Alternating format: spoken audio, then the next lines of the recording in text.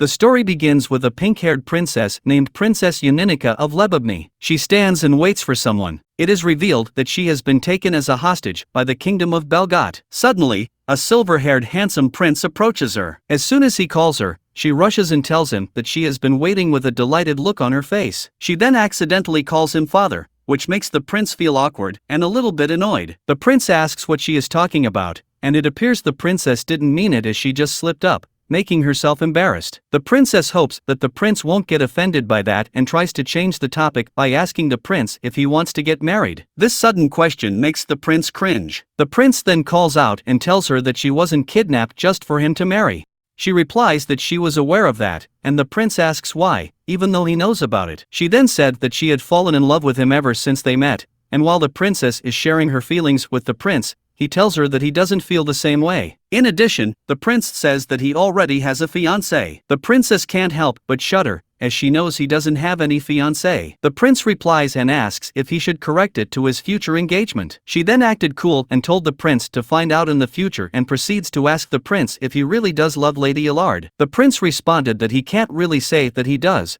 which gave her a glimmer of opportunity. She asked if she had a chance with him. The prince looked at her with a serious expression and asked if there was a reason he should give her a chance. This left our princess speechless, not knowing how to reply. The prince continued, asking if she is in love with him, and he expressed his doubts.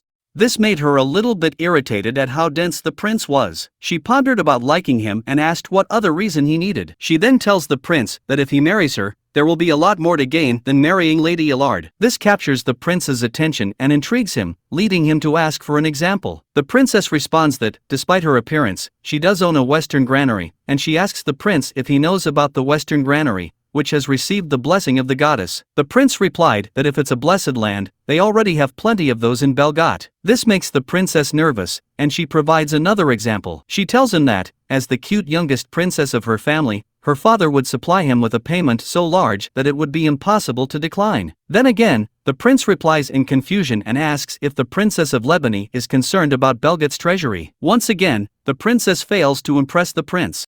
She then provides her last example, saying that if he were to marry her, her father would immediately open up the Gruckerman Road. The prince replied that even if he didn't marry the princess, it seemed the Gruckerman Road will be open sooner or later. In the end, the princess gave up and lost to the prince. Whenever this happened, she felt depressed, as it made her country seem weak and small. The princess expressed her embarrassment towards the prince, wondering if the man knew why she needed to go to such lengths just to gain his instant acceptance. The reason was that she was trying to save him. She knew what would happen if he married Lady Allard. A villain would be born in that timeline. She also knew that Lady Allard was the evil woman who would raise this child to become a dark magician. The child, who would have become the villain's father, would be killed by his very own son before reaching the age of 40.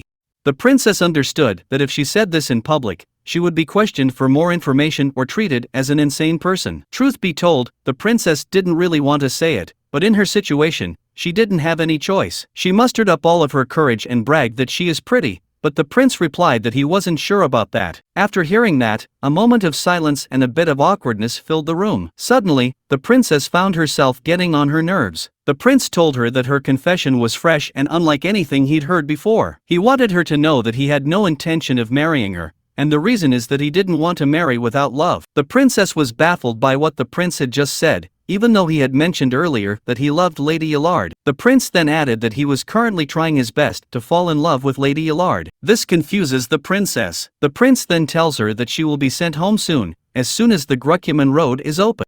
After all the arguments and quality time with the princess, the prince informs her that he will be on his way to the castle. This leaves the princess feeling really annoyed, wondering if she's going to give up just like that. However, our princess is strong and determined to change the future. This reveals that there is a reason why she is desperately clinging to the Emperor of Belgot, even though she got rejected. She revealed that in her timeline, it was 20 years before the start of the novel to which she had been transferred. Now, she needed to delay the emergence of the villain to prevent the misfortune that awaited the main characters. She also needed to save herself from the life-limiting effects of the mana maladjustment. The only person who could save someone like her was none other than the descendant of the god, which was the prince from earlier, Belgot's Emperor Euradian. Her mission had failed as she had been rejected so harshly.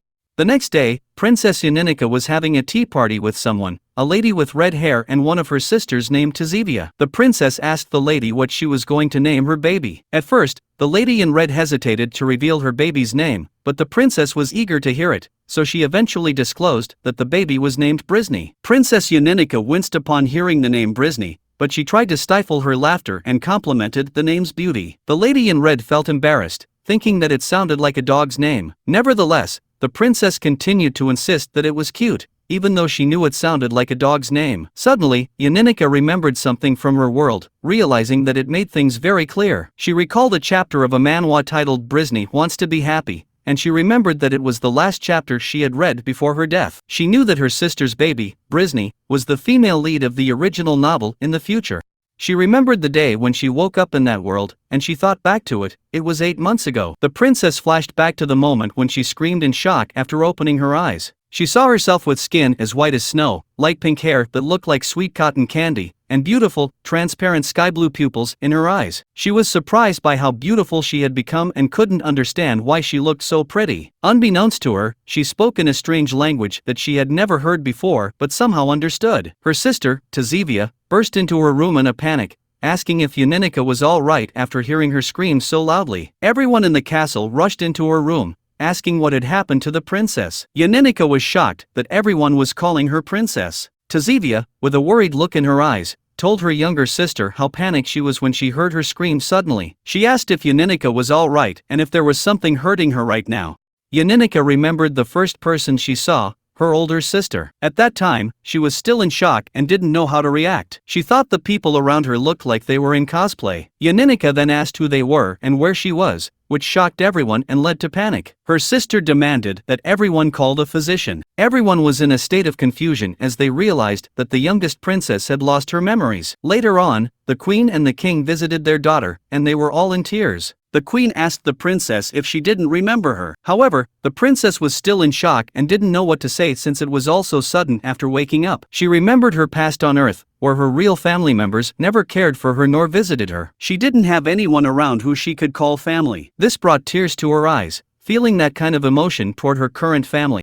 That was the first day she remembered when she first ended up in that world. She stopped recalling her past and began to think about what happened to her at that time and how she could have died. She thought she might have died in a traffic accident, but wasn't sure. She remembered that while she was leaning on the bus window, reading a webtoon on her phone, the bus suddenly tilted, and with that, she lost consciousness. She then woke up and found herself in that world. She was immensely thankful for not dying painfully and was glad that she had been reincarnated as a beautiful princess. However, she couldn't shake an ominous feeling that felt like déjà vu. The place should have been entirely unfamiliar, but strangely, it felt as if she had heard about reincarnation from another world several times before. Suddenly, a man called out his name and introduced himself as Fernandez Cardi. He informed her that he had been assigned as the princess's escort. The princess was surprised by the sudden appearance of a man in front of her. She was also surprised by his name, which felt strangely familiar to her. Then, it hit her she remembered the name Cardi from somewhere in the webtoon. She looked at him closely and still denied it since she couldn't believe she was seeing her favorite character from the webtoon. She knew she had already seen his name on the web novel. She then asked him if he had a son or a brother. Uninica remembered the name Cardi from a novel where a male protagonist, a handsome knight, had made her heart race. Cardi responded and was confused, asking why she was inquiring about that when he had not yet married and was an only child. This left Princess Uninica at a loss for words. She couldn't understand why the name seemed so familiar, but she recalled that everything had been mentioned in that chapter, Brisny Wants to Be Happy, from a time before the main protagonist was even born. Cardi felt worried about the princess and asked if she was alright. Suddenly, the princess recalled something, her sister Tazivia getting kidnapped while pregnant with the female protagonist. That's where it all began. It was the event where she was stuck in a limbo at the starting point of a violent tragedy's prelude. Later on, she went back to her room and had an anxiety breakdown on her bed. She was incredibly confused since nothing seemed to make sense. She recalled that it didn't make sense that she had been reborn into someone else's body. Yet, strangely, everything seemed to make sense to her at the same time, which was confusing. In her current world, there were many empires large enough to easily crush the smaller kingdom of Lebovny, which was the Eastern Reich's strongest, including Belgote. She remembered that there were certain people who had kidnapped her sister as part of one of the big empires. She recalled reading webtoons that involved surprise attacks, kidnappings, and even incarceration, which seemed unbelievable in her current situation.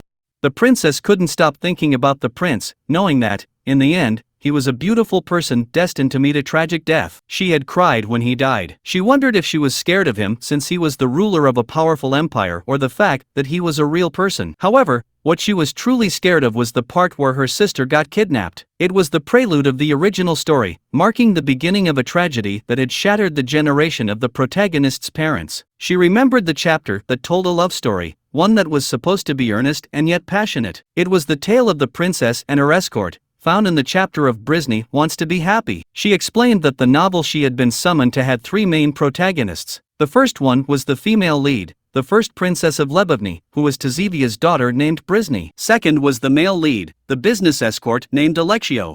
Lastly, the villain of the novel was the tyrannical emperor of the Belgote Empire, named Dekarb Belgote. In summary, the story was about the childhood tragedies and traumas of the protagonists being slowly healed through each other. In other words, there wasn't a single parent among the protagonists who had lived a smooth life. However, our heroine, or our princess, didn't want that. She knew that a smooth life meant that they were all short-lived. Since there was already a kidnapping in the beginning, it was too late for there to be a smooth life. The protagonist knew how the series would end, and her reaction was not good. She then remembered the parents of Brisney, with Duke Le Baron being the father. He had passed away after chasing his pregnant wife. Her sister, Tazivia, had collapsed out of shock upon hearing that news in a faraway foreign land. At that time, Brisney was born several weeks before the expected due date. Since then, Lebovny and Belgote could not come to a compromise. Brisney could only return to her mother at the age.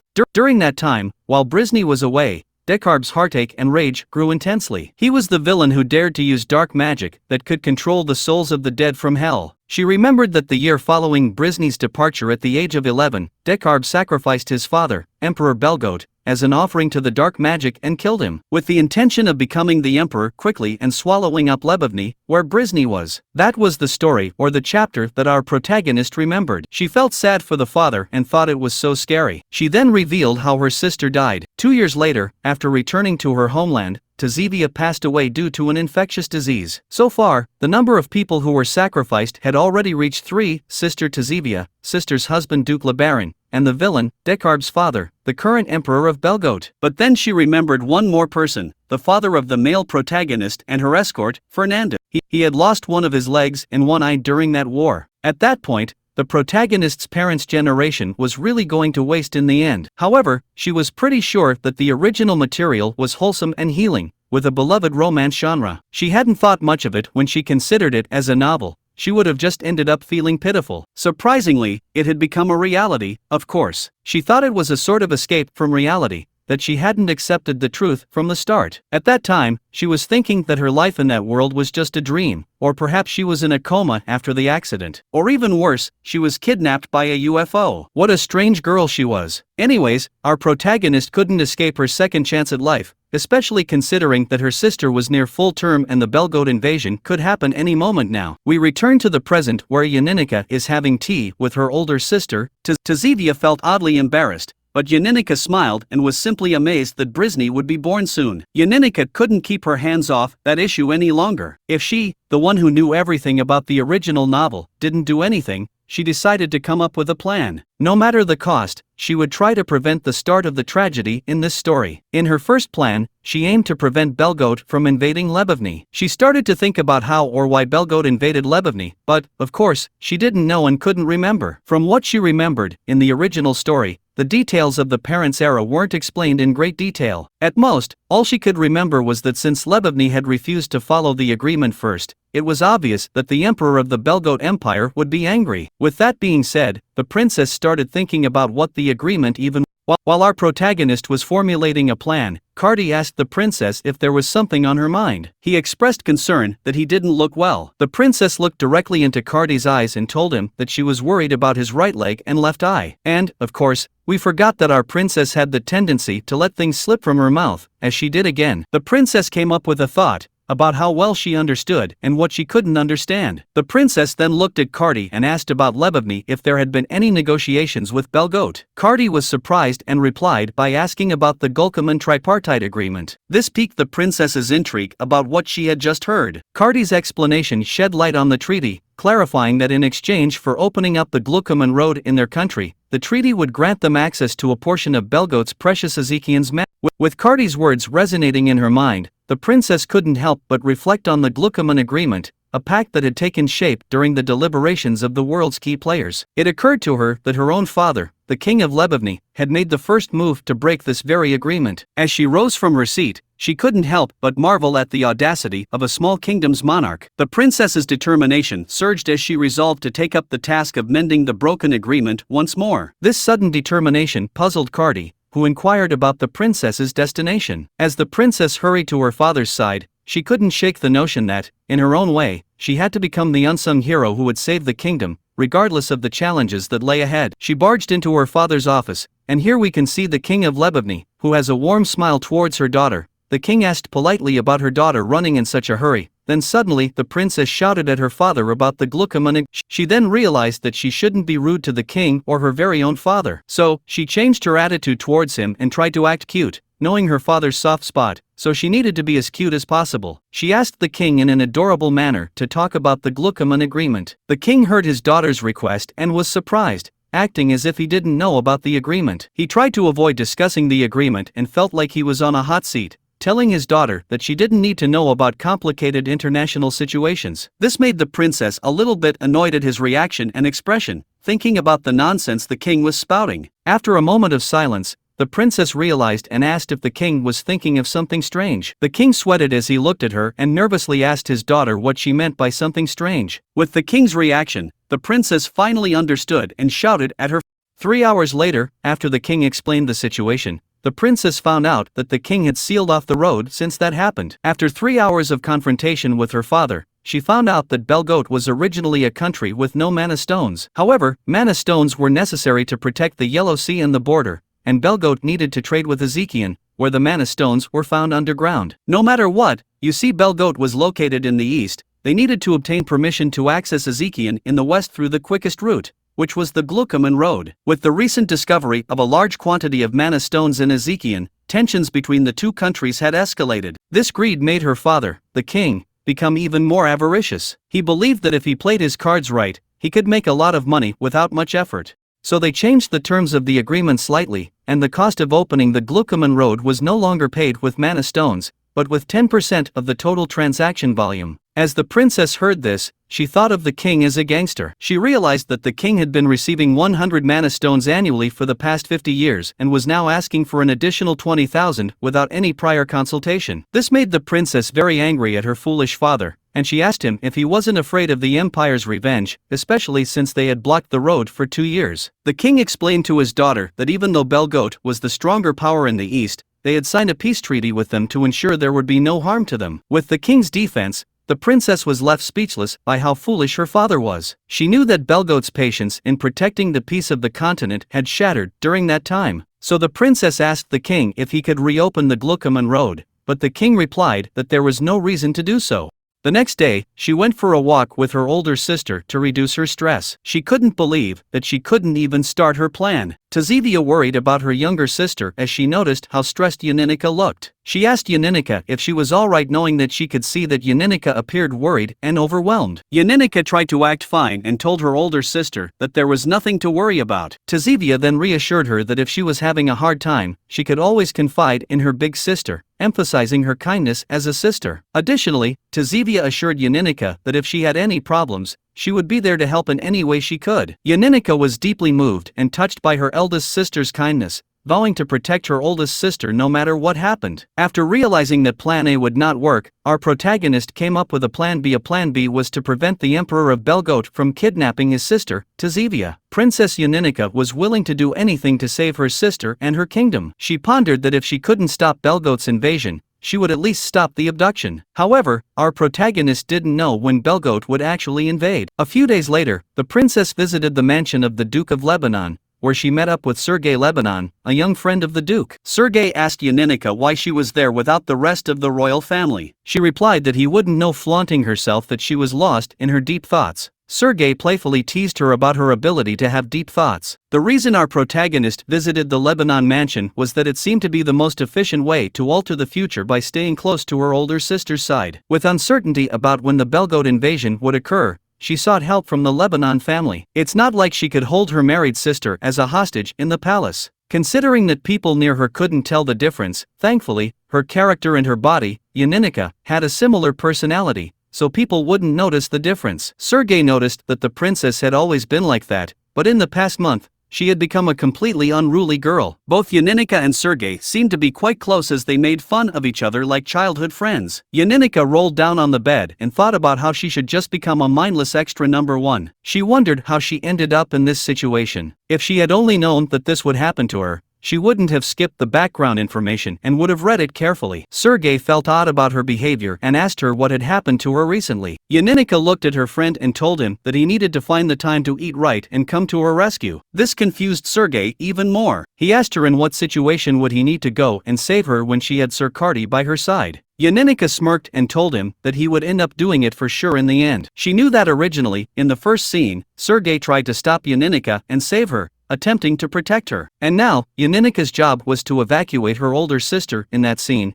and, of course, she would also be hiding somewhere safe. Yaninika stared at her friend, counting on him to arrive at the right time. However, Sergei didn't understand what the princess was talking about, but he would find out soon in the future. Back then, she had no idea what would happen. The Emperor of Belgot's goal and the fact that her older sister wasn't the only princess in Lebovny. The next day, after she got home, Yaninika asked her older sister about what the doctor had said regarding the pregnancy. Tazivia replied that the doctor had assured her there was no need to worry, as the baby was normal and healthy. This was a relief for both of them. However, Yaninika felt an overwhelming sense of anxiety. She wondered if she was becoming more sensitive due to the many thoughts swirling in her mind. She couldn't understand why she was growing increasingly anxious each day. While she watched her family enjoying the tea party, she couldn't shake her uneasy feelings. Her heart raced, and the anxiety seemed to persist. Frustrated with her increasing anxiety, the princess decided she needed to take action. She stood up and gently took her sister's arm, telling her it wasn't good to stay outside for too long. The king and queen noticed Yaninika's actions and felt that she was acting a bit differently that day. The king inquired about what might be bothering her. Yaninika explained that her sister had been getting tired easily, even after spending a short time outside. The queen reacted with surprise, wondering why Tazivia hadn't mentioned this before. Yaninika insisted on bringing her sister inside. She didn't mean to ruin the fun, but she had her reason, was just genuinely anxious and wanted her big sister to be safe at home. Suddenly, Yaninika's bad feeling came true, and she was grateful that she had listened to her instincts. The day of the invasion had arrived, with the Belgot army advancing towards their kingdom. Yaninika felt a sense of panic, but she knew she had to keep herself together to protect her sister. She hurriedly searched for a way to hide her sister and prevent the impending event. While running, Tazivia asked what was going on and inquired about their parents. Yaninika knew that their parents would be fine, as she had read in the book that the king and queen would not be harmed. The Emperor of Belgot only kidnapped her sister in the book, so Yaninika shifted her focus to her sister. She was calm and collected, ready for this moment. She opened a secret passage that was a perfect hiding spot, known as the dog hole that Brizny would discover in the future as mentioned in the book. Tazivia was in tears, panicking and bewildered about the situation. Yaninika didn't have the time to explain everything, so she urged her sister to hide quickly before the emperor's troops arrived. Yaninika informed her sister that there was a slide that would lead her to the basement inside. Although the space was too small for both of them, she was willing to sacrifice her own safety to ensure her sister's protection. Tazivia continued to cry and was desperate for an explanation about what was happening. Yaninika didn't have much time and was determined to hide her sister as quickly as possible. She knew that she would have to go through the second dog hole after her sister. Yaninika smiled at Tazivia to calm her down and advised her to focus on herself and her baby, named Brizny. She reassured her that everything would be okay. After that, she pushed the bookshelf to close the secret passage and conceal their hiding spot. Yaninika needed to hurry before the Empire's army arrived. She knew her sister could see her through a crack in the wall, and she promised they would meet. As she fled to her hiding place, Yaninika could hear the sounds of people dying in the palace, and she was shocked at how quickly the enemy had reached their location. The situation was more terrifying than she had ever imagined. Yaninika realized she needed to reach the East Palace to access the second dog hole for hiding. She contemplated whether she should go to the East Palace or wait for Sergei to find her, knowing he would do anything to save her as it was written in the book. However, Yaninika decided not to wait and chose to flee. She pulled up her gown to increase her mobility and prepared to run away from the danger. But then, the silver-haired prince we saw in Chapter 1 was there, and he noticed Princess Yaninika running away from danger. As she tried to hide and peeked, thinking that no one was looking at her, she suddenly noticed the silver-haired prince gazing directly at her. She was surprised, wondering when he had started looking at her, as she hadn't noticed it before. The prince then walked towards her, prepared to catch her, while she sat down, hoping that he would leave. As she sat down and covered her mouth, she thought of Sergei. She believed it was the perfect time for him to appear, hoping he would come and she could give him a million kisses. Sadly, the prince revealed himself to her. She gazed at him, noticing his clear and tidy silver hair and his pair of beautiful red eyes. The prince stared at her, inspecting her pink hair and sky-colored eyes, identifying her as the Princess of Lebovny. This marked the beginning of their encounter and their subsequent kidnapping, leading them to the kingdom of Belgote in the first chapter of this series. After their capture, the silver-haired prince carried the princess as if she were baggage. Yaninika understood there was nothing she could do but counted the moments to help herself forget about the kidnapping. Suddenly, the guards spotted the princess and attempted to fight off the prince. However, they were all overpowered, with the guards defeated by the prince. The prince displayed incredible strength, needing only his feet to defeat one of the guards. He was clearly annoyed and on edge. The princess was in pain due to the prince's struggle, which had caused her a stomachache. This discomfort resulted from the way the prince carried her on his shoulder with her stomach pressed against his. She realized that, while her actions had saved her sister from being kidnapped, she had ended up in her sister's place instead. In this crucial moment, Sergei made his entrance to save the princess, but his nervousness was unmistakable as he neared her, clearly worried about getting hurt. The princess felt a pang of disappointment and couldn't help but voice her frustration, questioning why he had chosen this very moment to make his presence known, even going so far as to label him a coward. Amidst her begged the prince to set her down, her plea motivated by the discomfort she was experiencing. His ongoing struggle had led to a stomachache, the result of the awkward position in which she was being carried, her stomach uncomfortably pressed against his shoulder. The prince asked the princess why he should listen to her, and she replied that she couldn't walk on her own two legs due to her discomfort. She begged him, explaining that his armor was hurting her. He then placed her on the horse and was surprised to see it there, not having noticed it before. The princess was scared and struggled, asking him to put her down, that she wasn't used to riding horses. The prince calmed her down, and as the princess was about to fall, he caught her to prevent her from falling. He then instructed her to sit up straight and lean against him. The prince then ordered his knights to retreat now that they had their abductee. The prince readied himself to flee as the white, beautiful horse galloped away from the kingdom, with Belgote troops following to protect him. The prince instructed everyone to prepare as they were heading towards a magic circle, leaving the princess confused about what a magic circle was.